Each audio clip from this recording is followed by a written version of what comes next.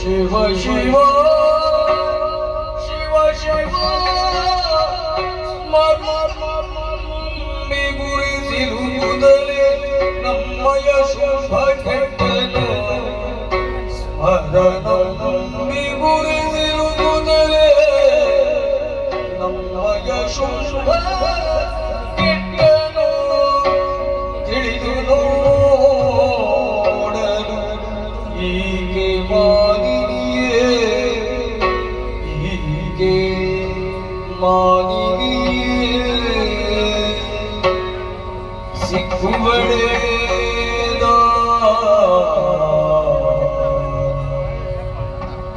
ಸಿಕ್ಕಳು ತಪ್ಪುಗಳೇ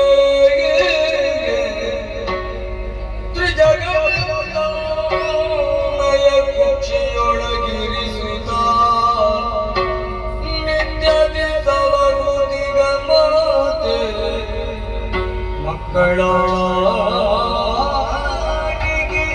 ಆಯ್ತು ನಮ್ಮದು ಮಕ್ಕಳ ಆಯ್ತು ನಮ್ಮದು ರಕ್ತದಾರಿಗೆ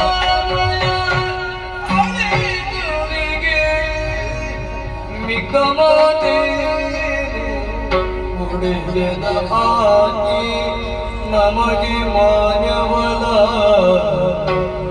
ಉಡೆಯದ ಹಾಕಿ ನಮಗೆ ಮಾನ್ಯವದ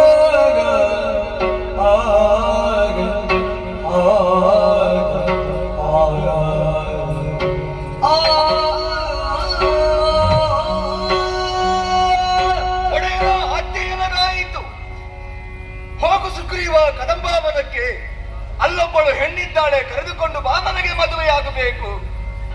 ಒಡೆಯ ನಾಡಿದಂತ ಮಾತುಗಳನ್ನು ಕೇಳುವಾಗ ದೇಹದಲ್ಲಿ ಒಂದು ರೀತಿಯಾದಂತಹ ಉಲ್ಲಾಸ. ಹಣ್ಣು ಹಣ್ಣು ಮಧುಕ ಎದ್ದು ನಿಂತ 14 ಯುವಕರ ಈ ಉಲ್ಲಾಸದಲ್ಲಿ ಓಡೋಡಿಕೊಂಡು ಬಂದು ಕದಂಬಾವನವನ್ನು ಬಂದು ಪ್ರವೇಶ ಮಾಡಿದ್ದೇನೆ. ಅಪ್ಪಪ್ಪ, ಇಲ್ಲಿ ಬಂದು ಕಾಣುವಾಗ ಆಗುತ್ತಿರುವಂತಹ ಅಚ್ಚರಿಗಳು ಅನೇಕ. ನನ್ನ ಬೆನ್ನ ಹಿಂದೆ ಅದೆಷ್ಟೋ ಹೆಣ್ಣು ಮಕ್ಕಳು ಆರತಿಯನ್ನು ಹಿಡಿದು ಕಲಶೋದಕವನ್ನು ಹಿಡಿದು ನಿಂತಿದ್ರು ನನ್ನ ಜೊತೆಯಾಗಿ ಬರುವ ಉದ್ದೇಶದಿಂದ. ಹೆಣ್ಣನ್ನು ಕರೆತರುವ ಕಾರಣದಿಂದ ಅವರಾರ ಗೊಡವೆಯೂ ನನಗಾಗಲಿಲ್ಲ. ಓಡೋಡಿಕೊಂಡು ಬಂದು ಕದಂಬಾವನವನ್ನು ಬಂದು ಪ್ರವೇಶ ಮಾಡಿದೆ. ಕೇಳಿ ಬರುತ್ತಾ ಉಂಟು ಸಪ್ತಸ್ವರ ಸಮ್ಮಿಲಿತವಾದಂತಹ ಗಾಯನ. ಅದರ ಪಥವನ್ನೇ ಹಿಡಿಯುತ್ತಾ ಮುಂದೆ ಮುಂದೆ ಸಾಗಿ ಬಂದಾಗ ಅಂಬರದಿಂದಲೇ ಇಳಿಯ ಬಿಟ್ಟಂತಹ ಒಂದು ಬಂಗಾರದ ಉಯ್ಯಾಲೆ, ಅದರಲ್ಲಿ ಕುಳಿತಿರುವವಳು ಈ ಬಾಲೆ. ಏನಿದು ಈ ಲೀಲೆ? ಕಾಣಬಾರದೆ ಈಕೆಯನ್ನು. ಈಕೆಯೂ ಸಾಮಾನ್ಯ ತರುಣಿಯೇ. ಈಕೆಯೂ ಎನ್ನೊಡೆಯನಿಗೆ ಸಿಕ್ಕುವಳೆ, ಸಿಕ್ಕಿದರೂ ಆತ ದಕ್ಕಿಸಿಕೊಂಡಾನೆ. ಚಂಡಮುಂಡರಿಗೆ ಈಕೆಯೊಬ್ಬಳು ಸಾಮಾನ್ಯ ತರುಣಿಯಂತೆ ಕಂಡಳಂತೆ, ಸುಂದರವಾದಂತ ತರುಣಿಯಂತೆ ಕಂಡಳಂತೆ. ಅಖಂಡ ಬ್ರಹ್ಮಚಾರಿಗಳು ಚಂಡಮುಂಡರು. ಅಂತವರಿಗೆ ಒಬ್ಬಳಾಕೆ ಹೆಣ್ಣು ಸುಂದರವಾಗಿ ಕಾಣುತ್ತಾಳೆ ಅಂತಾದ್ರೆ ಏನಿದರ ಅರ್ಥ? ಬ್ರಹ್ಮಚಾರಿಗಳ ಬ್ರಹ್ಮಚರ್ಯವೆನ್ನುವುದು ಕೆಟ್ಟಿತು. ಒಂದು ಕಂಬಕ್ಕೆ ಸೀರೆಯನ್ನು ಉಡಿಸಿದರೆ ಅದರಲ್ಲಿ ತಾಯಿಯ ಭಾವವನ್ನು ಕಾಣುವವರು ಚಂಡಮುಂಡರು. ಅಂತವರಿಗೆ ಒಬ್ಬಳಾಕೆ ಹೆಣ್ಣು ಸುಂದರವಾಗಿ ಕಾಣುತ್ತಾಳೆ ಅಂತಾದರೆ ಹೌದು, ಅವರೇನು ಹಾಳು ಹುಡುಗರು, ಏನೋ ಹಾಡಿಬಿಟ್ಟಿದ್ದಾರೆ. ನನ್ನ ಒಡೆಯರೇನು ಸಾಮಾನ್ಯದವನೇ? 3 ಲೋಕಕ್ಕೆ ವಿಭು ಇದ್ದಾನೆ. ರಾಜಕೀಯ ವಿಚಾರದಲ್ಲಿ ನಿಪುಣನು ನನ್ನೊಡೆಯ ಶುಂಭ. ಅಂತವನು ಇಂತಹ ತೀರ್ಮಾನವನ್ನು ಕೈಗೊಳ್ಳುವವನೇ? ಅವನೇ ಆಡಿದ ನಾನು ಕಾಮನ ಬಾಣಕ್ಕೆ ಒಳಗಾದೆ. ಕಾಮನ ಬಾಣಕ್ಕೆ ಒಳಗಾದವರು ತಾಯಿಯನ್ನ ಬಯಸುವುದಕ್ಕೆ ಉಂಟ? ಬಯಸುತ್ತಾನೆ ಅಂತಾದರೆ ಏನಿದರ ಅರ್ಥ? ವಿನಾಶ ಕಾಲೇ ವಿಪರೀತ ಬುದ್ಧಿ. ಈ ಪ್ರಪಂಚದಲ್ಲಿ ವಿಷ ಕಚ್ಚಿದವನಾದರೂ ಬದುಕಬಹುದು, ಮಣ್ಣು ಕಚ್ಚಿದವನು ಬದುಕುವುದಕ್ಕೆ ಇಲ್ಲ. ನನ್ನೊಡೆಯನಿಗೆ ಕಚ್ಚಿರುವುದು ಇಂದು ಮಣ್ಣು. ಅವನನ್ನು ನೀನು ಉಳಿಸುವವರು ಈ ಪ್ರಪಂಚದಲ್ಲಿ ಯಾರಿದ್ದಾರೆ? ಏನು ಹೇಳಲಿ ಹೋಗಿ? ಇದು ನನ್ನ ಬದುಕಿಗೆ ಒದಗಿ ಬಂದಂತಹ ಸೌಭಾಗ್ಯವೋ ದೌರ್ಭಾಗ್ಯವೋ ನಾನರಿಯೇ. ಇವಳನ್ನು ಕಾಣುವುದು ನನಗೆ ಸೌಭಾಗ್ಯ. ಆದರೆ ಹೋಗಿ ನೀನು ಮದುವೆಯಾಗುವುದಕ್ಕೆ ಶೋನಿತಾಪುರಕ್ಕೆ ಬಾ ಎನ್ನುವಂತೆ ಯಾವ ನಾಲಗೆಯಿಂದ ಆಡಲಿ ನಾನು?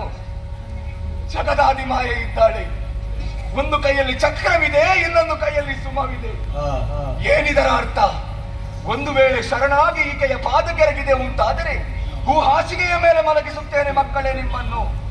ಅದೇ ದೇಹದ ತೀಟೆಯನ್ನು ತೀರಿಸುವುದಕ್ಕಾಗಿ ನನ್ನನ್ನು ಬಯಸಿದರೆ ಹಿಡಿದಿರುವ ಚಕ್ರದಿಂದಲೇ ನಿಮ್ಮ ಶಿರವನ್ನೇ ಕತ್ತರಿಸುತ್ತೇನೆ ಎನ್ನುವುದನ್ನು ತೋರಿಸುವುದಕ್ಕಾಗಿ ಈ ರೂಪದಿಂದ ಬಂದು ಕುಳಿತಿದ್ದಾಳೆ.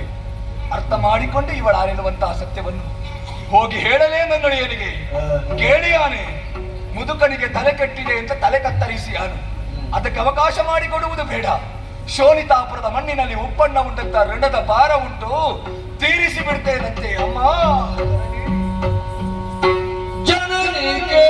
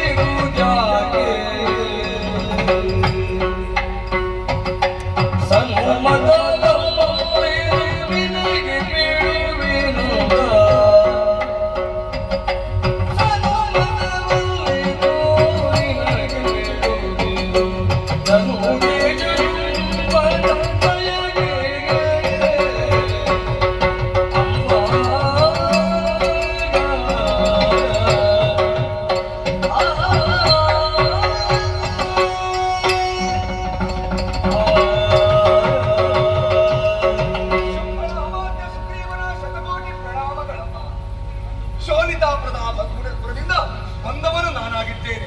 ಒಡೆಯನಾಗಿರುವಂತಹ ಶುಂಭದಾನವ ನನ್ನನ್ನು ನಿನ್ನ ಬಳಿಗೆ ಅಟ್ಟಿದವನಿದ್ದಾನಮ್ಮ.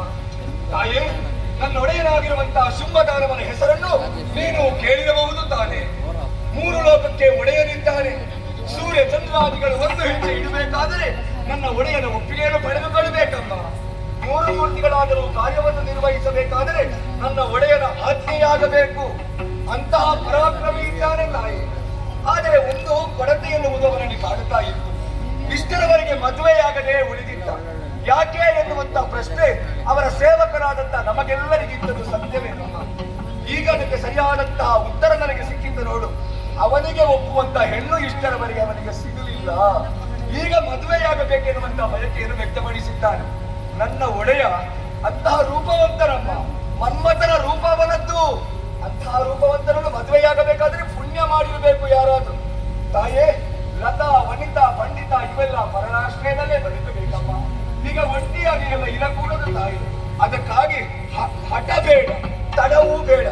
ಉಯ್ಯಾಲೆಯಿಂದ ಇಳಿದು ಶೋನಿತಾಪುರದ ಮಣ್ಣಿಗೆ ಬಂದು ನನ್ನ ಒಡೆಯನನ್ನು ಮದುವೆಯಾಗುತ್ತಾನೆ.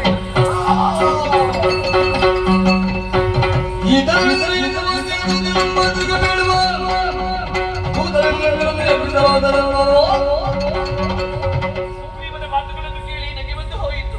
ದೊಪ್ಪನೆ ನರಗೆ ಉರುಳಿ ಬಿಟ್ಟನಲ್ಲ. ಈಗ ಅಳಿದನಂತಾದ್ರೆ ನನ್ನ ವಿಚಾರವಾಗಿ ಶುಂಭನಿಗೆ ಲೋಕಕ್ಕೆ ಕದುತ್ತಲಿಲ್ಲವೆಂದಾಗಿ.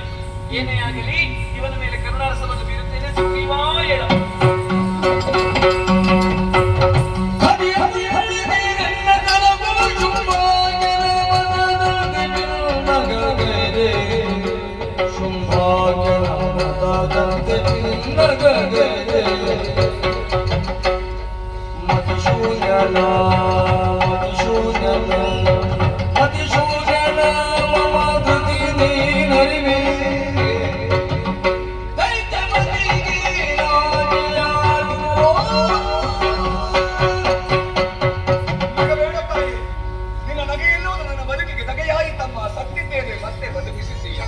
ನಾನು ನಾನಾಗಿ ಆಡಿದ್ದನು. ನನ್ನ ಒಡೆಯ ನನ್ನಲ್ಲಿ ಆಡಿದ್ದಾನೆ ಅಷ್ಟೇ. ಅದನ್ನು ಹೇಳಿದ್ದೇನೆ ನನ್ನ ಮುಂದೆ. ತಾಯೇ, ಒಡೆಯನಿಗೆ ಹೋಗಿ ಹೇಳುವುದಕ್ಕೆ ಏನು ಆಜ್ಞೆಯಮ್ಮ? ಹೆದರಿದೆಯಾ ಸುಗ್ರೀವ? ಹೌದಮ್ಮ. ಅರಣ್ಯದಲ್ಲಿ ಕುಳಿತಂತಹ ನಾರಿ ಅಮಲೆಯಿಂದ ಅರ್ಥೈಸಿಕೊಂಡಿದ್ದಾನೆ ಶುಂಭ. ಇರಬೇಕು ತಾಯಿ. ಸಂಧಾನಕ್ಕಾಗಿ ನಿನ್ನನ್ನು ಕಳುಹಿಸಿದ್ದಾನೆ. ಸಂಧಾನವನ್ನೇ ಮುರಿದಿದ್ದೇನೆ. ಯುದ್ಧವೇ ಮದುವೆ ಎನ್ನುವಂತಹ ತೀರ್ಮಾನದಲ್ಲಿ ಕಾಣಿದ್ದೇನೆ. ಸುಗ್ರೀವ, ಅಸುರ ಕುಲದಲ್ಲಿ ಹುಟ್ಟಿದರೂ ಕೂಡ ನನ್ನ ಸಾಕ್ಷಾತ್ಕಾರ ನನಗಾಗಿದೆ. ಅದೇ ರೀತಿ ಪುನರಪಿ ಬದುಕಿದ್ದೆ ಎಂದಾದಾಗ ನಿನ್ನಲ್ಲಿದ್ದಂತಹ ದೌಷ್ಟ್ಯವೆಲ್ಲವೂ ದೂರ ನಿಧಾನವಾಗಿ ಸಜ್ಜನ ವ್ಯಕ್ತಿ ಎನಿಸಿಕೊಂಡೆ. ಒಮ್ಮೆ ಧರೆಯ ಕಡೆಗೆ ಗಮನ ಹರಿಸಿ ನೋಡು. ಯಾಕಮ್ಮ? ಮಂತ್ರ ಮಾಟ ಮಾರಣ ಮಾರಕಾದಿ ರಕ್ತಪಾತ ಸಸ್ಯ ಶ್ಯಾಮಲೆಯಾಗಿ ಕಣ್ಬಿಡಿಸಬೇಕಾದಂತಹ ಭೂಮಾತೆ ಬೆಳ್ಳು ಬಂಜಿಯಾಗಿ ಕಣ್ಣೀರನ್ನು ಸುರಿಸುತ್ತಿದ್ದಾಳೆ. ಇದಕ್ಕೆಲ್ಲ ಕಾರಣ ಯಾರು ಅಂತ ಭಾವಿಸಿದ್ದೀಯಾ? ಯಾರು ತಾಯಿ? ನಿನ್ನ ಒಡೆಯ ಶುಂಭನೇ. ಭೂದೇವಿಯ ಕಣ್ಣೀರಿಸಬೇಕಿದ್ದರೆ ದುಷ್ಟ ಸಂಹಾರ ನಡೆಯಲೇಬೇಕು. ಅದಕ್ಕಾಗಿ ನಾನು ಈ ಕರ್ಮವನವನ್ನು ಆಯ್ದುಕೊಂಡಿದ್ದೇನೆ. ಮೋಹದ ಗಾಳವನ್ನು ನಿಮ್ಮ ಶೌಡಿತಾಪುರಕ್ಕೆ ಎಸೆದಿದ್ದೇನೆ. ಎಲ್ಲರನ್ನು ನನ್ನ ಕಡೆಗೆ ಬೆರೆಸಿ ನಂತರ ಕೊಲ್ಲುವಂತಹ ತೀರ್ಮಾನದಲ್ಲಿ ನಾನಿದ್ದೇನೆ. ಹೋಗಿ ನಿನ್ನ ಒಡೆಯನಲ್ಲಿ ಹೇಳು. ಏನಮ್ಮ? ಸಾಮಾನ್ಯ ಹೆಣ್ಣೆಂಬ ತಾತ್ಸಾರ ಬೇಡವಂತೆ. ಯುದ್ಧದ ವಿಚಾರದಲ್ಲಿ ಶುಭ ಬಲಾಟೆನೆ. ಹೌದು ತಾಯಿ. ಅವರ ತಮ್ಮಲ್ಲಿ ಶುಭ ಬಲಾಟೆನೆ. ಕಂಜುವುದಿಲ್ಲವಂತೆ. ಹೋಗಿ ಸ್ಪಷ್ಟವಾಗಿ ತಿಳಿಸು. ತಾಯೇ, ನೀನಾರು ನೀನು ಎಷ್ಟು ಎನ್ನುವುದನ್ನು ತಿಳಿದುಕೊಳ್ಳುವುದಕ್ಕೆ ಅಸಾಧ್ಯವಾದ ಮುದುಕ ಅಂತ ಅಲ್ಲ. ತಿಳಿದುಕೊಂಡೇನಮ್ಮ. ಇಷ್ಟರವರೆಗೆ ನಿನ್ನನ್ನು ಪೂಜಿಸಿದವನು ಭಜಿಸಿದವನು ನಾನಲ್ಲ ತಾಯಿ. ಆದರೆ ನಿನ್ನ ದಿವ್ಯ ಮಂಗಳಕರವಾದಂತಹ ರೂಪವನ್ನು ಕಾಣುವಂತಹ ಸೌಭಾಗ್ಯ ನನ್ನ ಮಾರಿಗೆ ಬದಲಿಸಿಕೊಂಡೆ ತಾಯೇ. ಇನ್ನು ಶೋನಿತಾಪುರದ ಮಣ್ಣಿಗೆ ಹೋಗಿ ಈ ಮುದುಕನಿಗೆ ಬದುಕಬೇಕೆನ್ನುವಂತ ಆಸೆ ಇರುವಮ್ಮ. ನಿನ್ನ ಪಾದದ ಧೂಳಿನಲ್ಲಿ ಒಂದಾಗಿಸು, ಸೇರಿಸಿಕೋ. ಮೋಕ್ಷಗಾಮಿಯಾಗಬೇಕೆನ್ನುವಂತಹ ಬಯಕೆ. ಹೌದಮ್ಮ. ಪ್ರತಿ ಮಂಗಳವಾರ ಶುಕ್ರವಾರ ನನ್ನನ್ನು ಭಜಿಸು. ಆದಷ್ಟು ಬೇಗ ನನ್ನೆಡೆಗೆ